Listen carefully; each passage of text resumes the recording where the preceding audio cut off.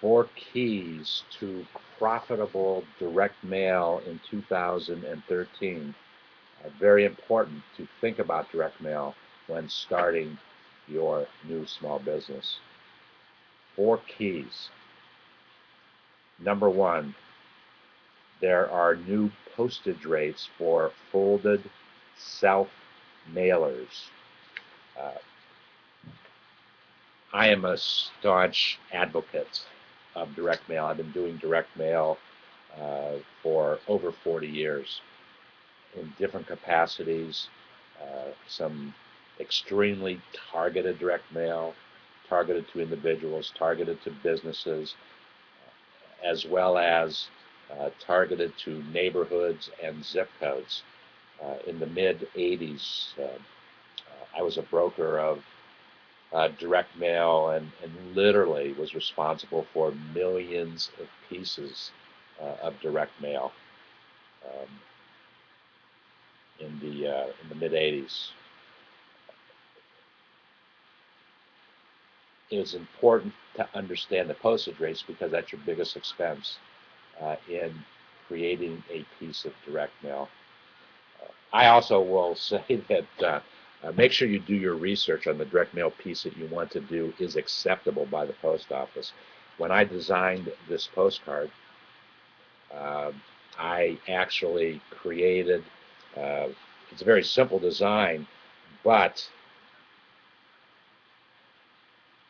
it was not an acceptable design by the post office in terms of mailing. Fortunately, the way I designed it, I was able to make a very simple, easy change to make it acceptable. But make sure that the piece that you are creating, the direct mail piece, is mailable, and understand what the postage is going to be for that. So create a piece, take it to the post office, and they'll tell you if you're doing it yourself. If you're hiring an outside service to do your direct mail, they'll have all that information. So just meet with them.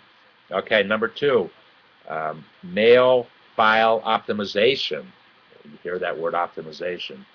Many campaign budgets have already been impacted by annual postage rate increases.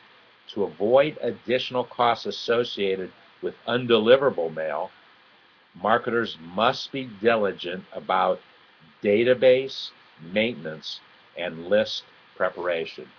That cannot be emphasized enough. The direct mail that I am doing right now is twofold, and I'm running side-by-side tests. I'm actually mailing, hard mailing, not only this postcard, but I am mailing an envelope version of the same theme. And I will test which one pulls better, which one has a better response rate. And I will, in fact, share that information with you. And then I am testing a hard piece of direct mail in the form of a postcard, in the form of an envelope mailing, with an email that has the same message. And I will test to see which creates the best response at the cost that it cost me to create it, and how many conversions, how many people receiving that mail, be it by email, be it by a postcard, be it by an envelope mailing, how many folks respond and then act upon the message that is being delivered. And you can't waste that address. You cannot waste the address. It just so happens that my list for this particular mailing is all very personal. They are business cards that I've collected over the years. They are email addresses that I have used over the years. I'm not going outside of what I already have for this particular mailing. I'm going to test the concept, and whatever are the results, I will react accordingly. Direct mail is as strong a marketing tool as I have ever used. Number 3, understanding production and postal logistics.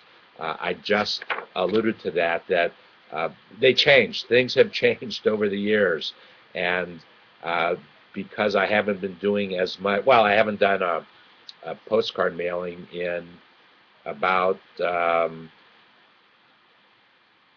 little over 2 years. And sometimes regulations change every year, so you have to keep yourself informed. If you're doing the mail yourself, go to the post office with your design concept and let them tell you if that's an acceptable piece of mail. Once again, if you're using a service, and there are hundreds of services out there that can take your direct mail concept from a concept to a printed piece to a mailed piece, and do all kinds of back-end analysis for you. So it all depends on how much money you have to spend to do that direct mailing. Pre-sorting,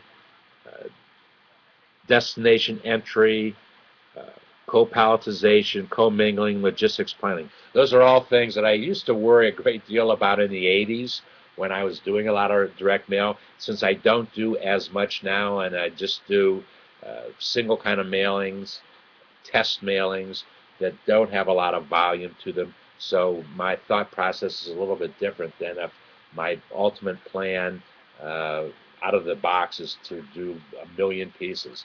I'm going to test 3 different concepts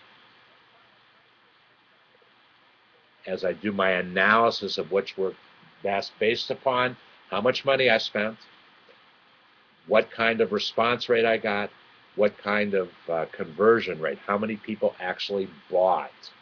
That's the purpose of the promotion. Then I will determine a return on investment, return on resource investment, then make a final decision if I want to expand that as a marketing concept. And point number 4, facility closures and network realignment. Post offices are closing, so make sure that you know what facilities you're going to be using in your mailing. See if that post office is still open. One rude awakening I've gotten in this last year is hours of operation, and I'm supposing that maybe in 2013 we'll actually see post offices not being opened on Saturdays and no mail delivery on Saturdays. I don't know where that's all going to shake out. The post office loses $1 billion a quarter, $4 billion a year. So they need to economize and make the post office a more efficient means of distribution. In doing that, they're going to change their guidelines and rules and regulations. Make sure you understand those before you do it. You test direct mail. I don't care what your business is. Test direct mail to see if you can make it work for you.